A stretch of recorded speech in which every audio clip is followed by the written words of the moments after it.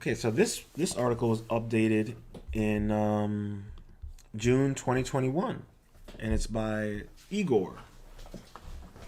Okay, elongated skulls and utero: a farewell to the artificial cranial deformation paradigm.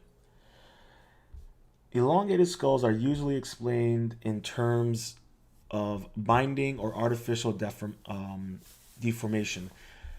This paradigm emerged in the first half of the 19th century as a way of explaining unusual skulls discovered in Europe and South America, in places such as Crimea and Peru, respectively. The main idea behind the head binding paradigm is that all elongated skulls are a result of intentional modification of the form of the skull by applying external pressure. In other words, all elongated skulls are merely deformed normal skulls similar to those of modern humans. Okay, these were found in 1860. Or, yeah. Challenging the paradigm. What evidence could challenge this paradigm? Right, the existence of fetuses with elongated skulls, i.e., evidence that such skulls already had an elongated shape in utero.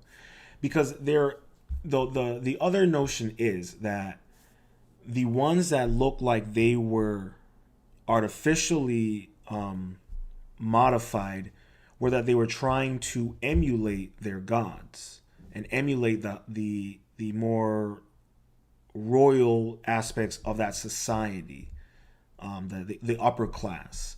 And Brian Forrester talks about this, and he explains how there is evidence to that the ones where they were modified is that they were trying to emulate the high society. And that's where the whole idea of, you kind of wonder, like, well, why were there elongated skulls with red hair? And what's the meaning behind that? Because red hair is only, found in more of European cultures. So it starts pushing back it pushes back the mainstream narrative, because, and this is why, I look to other forms of researchers and scholars who aren't part of the mainstream media, because they tend to be more honest with their interpretations and research, and they don't just fall in line. They will push back, they will challenge ideas, and that's what you're supposed to do. If you're a scientist or an archaeologist or researcher, you're supposed to challenge ideas, challenge mainstream narratives. If there is a crack in that narrative, then go dive into that crack and see what you can find and emerge out with new information. So, challenging the paradigm. What evidence could challenge this paradigm? Right, the existence of fetuses with elongated skulls, evidence that such skulls already had an elongated shape in utero before any head binding was possible. Do we have such evidence? Yes, we do. Moreover, this evidence has been known to the academic community for over 163 years. I'm going to repeat that. This evidence has been known to academic community for over 163 years. So, you still want to trust mainstream academia? You still want to trust them? When they knew the truth for over 160 years? Think about that. And that's what I mean, how they look at us as stupid. That's such an insult. Not only is that an insult to us, but such an insult to, researchers who were challenging, hey, you sure about this? This doesn't make any sense. And then the next thing you know, they're losing funding, or they're losing the opportunity to, progress in their field. And how ironic is it? Or no, how it's not even surprising. Look at what's recently happening with the Twitter files. And Twitter coming out and saying, oh yeah, the government has a backdoor into Twitter, and they can pretty much nuke and throttle and shadow ban anyone they like and tell Twitter to do it. And most of us over here with our critical hats and our tinfoil gloves, we're like, yeah, no shit. So I just think it's funny. I really think it's funny. And of course they would know for over 163 years. Go watch my live stream when I talk about the giants and the countless articles throughout the United States about farmers finding elongated skulls. I mean, finding giant skulls and finding them in Indian burial mounds when they were, excavating them and studying them, to finding them in caves, and some of the wild stories behind it. Peep that live stream. It's really interesting. And it talks about also the Smithsonian admitting to destroying and also hiding these bones. It's no surprise, and this is what I mean. You can't trust mainstream, academia. You can't really trust mainstream media. You can't really trust the federal government. It's already iffy to trust, state government if you, live in America. It's so apparent. Okay, so Rivero and two oh god, I'm not Rivero and T. I'm not ready to butcher that one and embarrass myself. In Peruvian antiquities in 1851 Spanish and in 1853 English argue that the protagonists of the artificial cranial deformation hypothesis are mistaken, since they had only considered the skulls of adults. In other words, the hypothesis fails to take into account the skulls of infants, and most importantly, fetuses which had similar elongated skull shapes. It is worth quoting Rivero and T in this. Okay, so here's their quote. We ourselves have observed the same fact of the absence of signs of artificial pressure, and many mummies of children of tender age, who, although they had cloths about them, were yet without any vestige of appearance of pressure on the cranium. More still, the same formation of the head presents itself in children yet unborn, and of this truth we have had convincing proof in the sight of fetus enclosed in the womb of a mummy of a pregnant woman, which we found in a cave of Huche, 2 leagues from Tamar, and which is at this moment in our collection. So here's a fetus.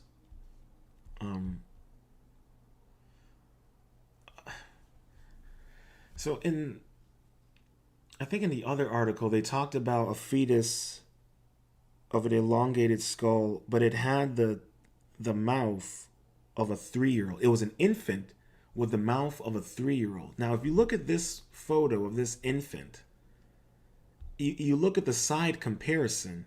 I mean, those are teeth.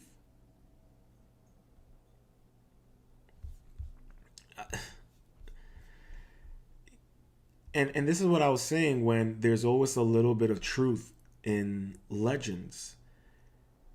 We have to really kind of wonder what does that really mean.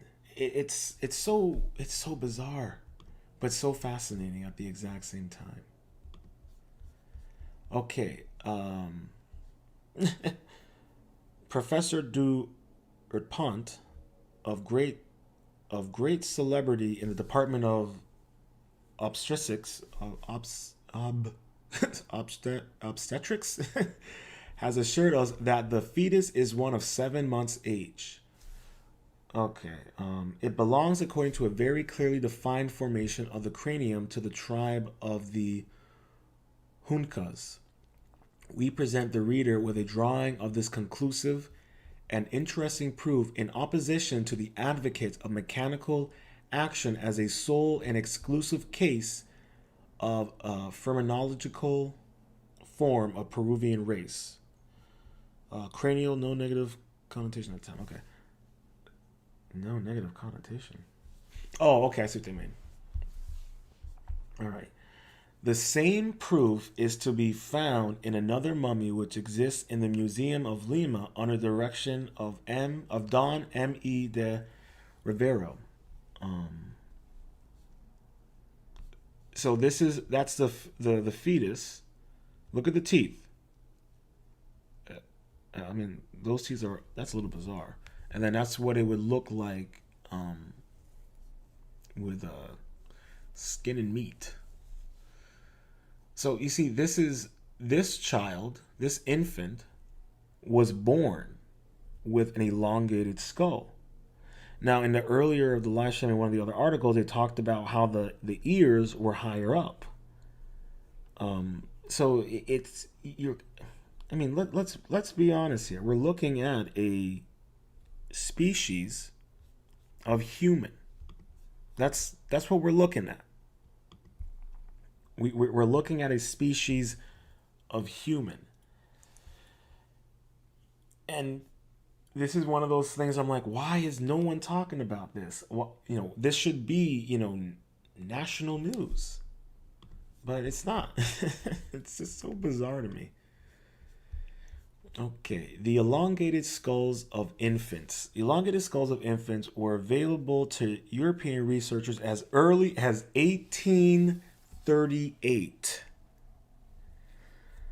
The skulls of ancient Peruvians were also in Samuel Morton's collection in Philadelphia. Oh, God.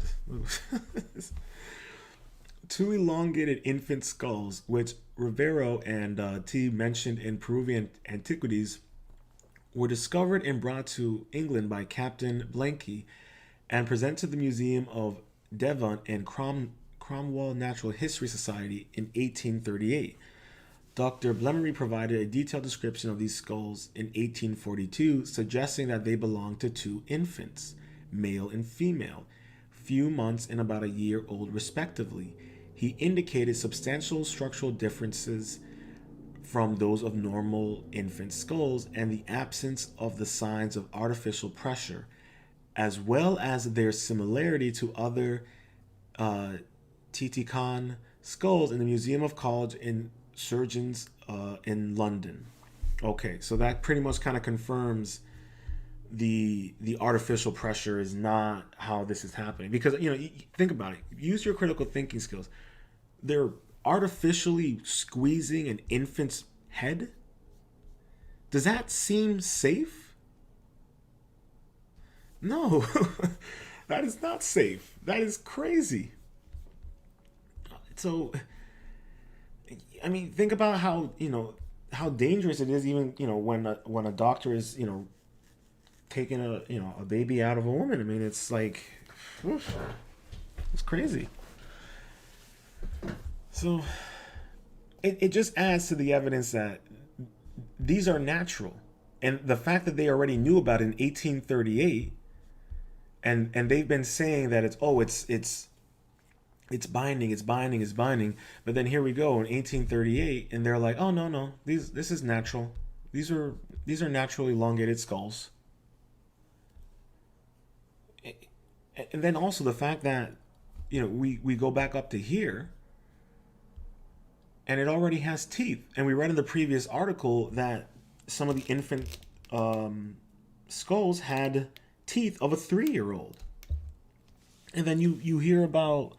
You go and you look up descriptions of giants, and they have 6 fingers and 6 toes and double rows of teeth. And there have been people out there who have been born with 6 fingers. And if you look into the Denisovans, which is all the way over in Siberia, I believe, the Denisovans were pretty much giants that mated with humans. It's all out there. This is what's so funny. It's like it's such an open secret. It's so out there, but it's either people don't want to believe it, or either they don't want to acknowledge it, or they don't care. And I can understand if you don't want to care. We all have enough going on in our own personal lives. We don't have time to be shouting at the rooftops that there used to be a species of humans with elongated skulls. I get it. It's not for everybody. So it's right there in front of us. Okay, the evidence of elongated skulls present in fetuses and children had led Rivero and T. Bellamy, Graves, and others to the hypothesis that these skulls belong to an extinct race of people. I'll repeat that again. A hypothesis that these skulls belonged to an extinct race of people who left their legacy on the populations who succeeded them as a practice of artificial cranial deformation. I discussed this hypothesis more and the detail in the looming collapse of the artificial cranium. So we could, if we wanted to delve into that. But that's where the whole idea is that the ones that they have discovered where they were natural, that means, and I was saying this, it's an extinct race of humans. Just like in, was it in Malaysia or Indonesia? They found over on that side of the world a cave, and it had bones of a humanoid species of people that were literally the size of hobbits. Like if you could imagine, the hobbits from like Lord of the Rings, they existed. They were a race of humans that were of that size. So that's why, when I was telling, Bushido about the mud floods and these great resets, yeah, they're another class of humans, maybe descendants of things from the Book of Enoch.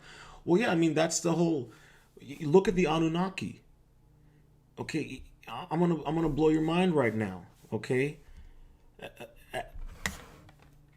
Elohim, Jehovah, Allah, Buddha, Krishna, Jesus.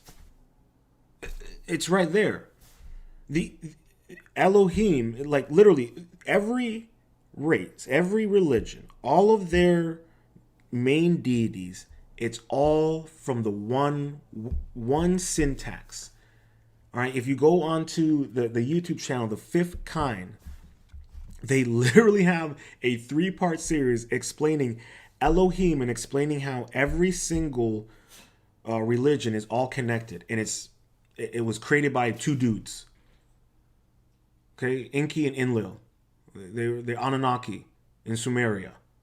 It's right there. It's and whether or not you humor that or believe in that, the fact is there were other races of humans living on this planet.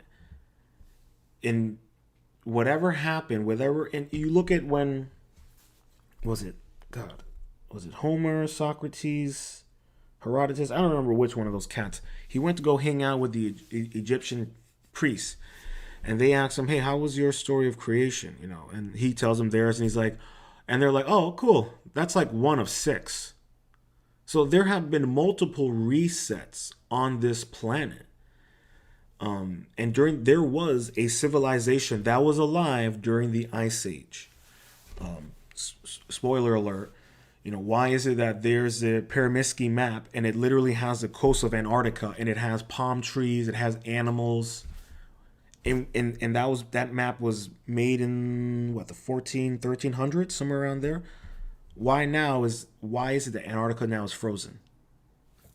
But that gets into another rabbit hole that we're not going to get into right now with the whole Ice Age thing. We're not going to get into that right now. And how the planet normally is actually cold, but I digress. But if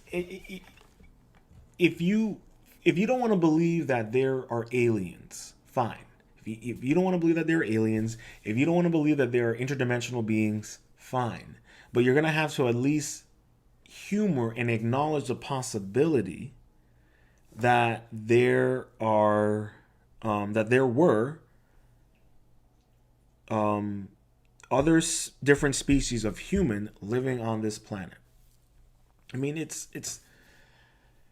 and what's funny about it to me is how there is so much evidence about that. Literally go look up Brian Forster, go read his books, go to his YouTube channel. He literally has videos where they're like, okay, we just got the DNA back from the Paracas skull.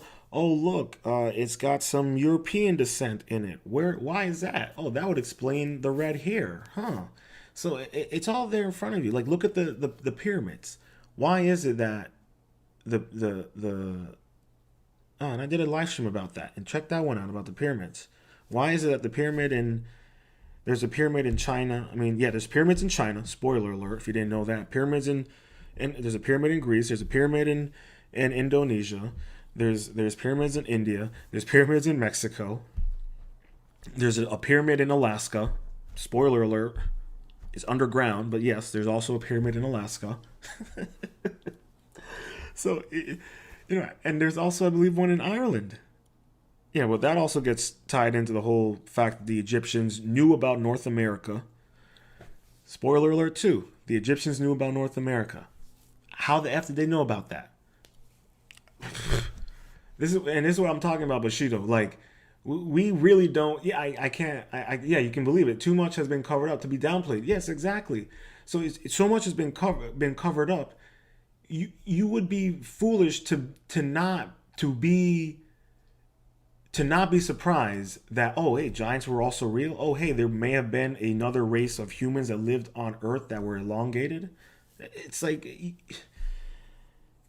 and I don't, and I don't mean to speak mean, but it's like you're being arrogant for the sake of being arrogant. And I get it. Arrogance is bliss, but it gets to the point where it's just so in your face. You're being foolish to just not even acknowledge it, or to even humor the discussion or the idea. All right. Okay, here we go.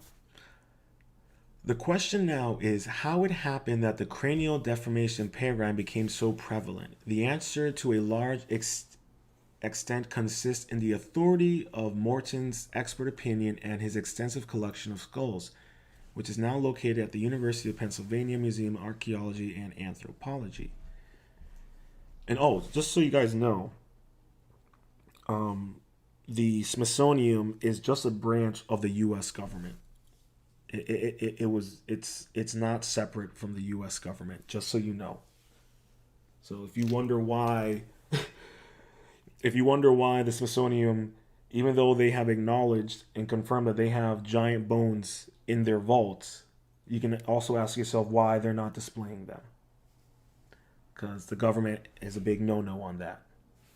Just like the government doesn't want you knowing that there were Aborigine Americans, and I mean dark-skinned people, for those who don't understand what I mean by Aborigine Americans, that lived in Virginia, and lived in North and South Carolina, But I digress. The question now is how it happened that the cranial deformation paradigm became so prevalent. The answer is to a large extent consists in the authority of Morin's expert opinion and his extensive collection of skulls, which is now located in yada yada yada. We read that already. His influence was significant enough at the time to close the debate on elongated skulls for the next century and a half until independent researchers, and I would like to mention Robert Connolly, who popularized elongated skulls in the mid-1990s, and Brian Forrester in particular started to raise questions about the validity of the cranial deformation hypothesis by locating and showing elongated skulls to the public interested in finding out the true story of human origins. Cranial features of ancient Peruvians. In Crania Americana, Morin offered a description. There is literally a magazine on skulls. That is hilarious. There's a magazine, man. There is a magazine subscription for everything. That is hilarious. Morin offered a description of a peculiar elongated skulls which differed from the elongated skulls produced in various artificial means. He suggested that the territory of Peru and Bolivia was previously inhabited by a race of ancient Peruvians. I have been so fortunate to have the examination in my own and other collections of nearly 100 Peruvian crania, and the result is that Peru appears to have been at different times populated by two nations of differently formed crania, one of which is perhaps extinct or at least exists only as a blended by adventurous circumstances. I like the way they put that. In various remote and scattered tribes of the present Indian race. Of those two families, that which was ascendant to the appearance of the Incas is designated as ancient Peruvian, of which the remains have hitherto been found only in Peru, and especially in that division of now called Bolivia. Yeah, now this is that video interview with Brian Forrester. Did I put this? I'll make sure to put this link in the description as well. If you guys are interested in learning more about the skulls and the genetics, it's really, really interesting stuff. Although ancient Peruvians had naturally elongated skulls, Morton concluded that they further tried to articulate this feature by head binding. This is an interesting observation in itself, since it raises the question why a race with naturally elongated skulls would aspire to further elongate them. Perhaps they were also perceived by a race whose skulls were even more elongated. See what I'm saying here about, we think about it, right? We, even in our own society, we try to aspire to look like people. Whether it's celebrities, athletes, whoever, we are constantly trying to aspire to be like them.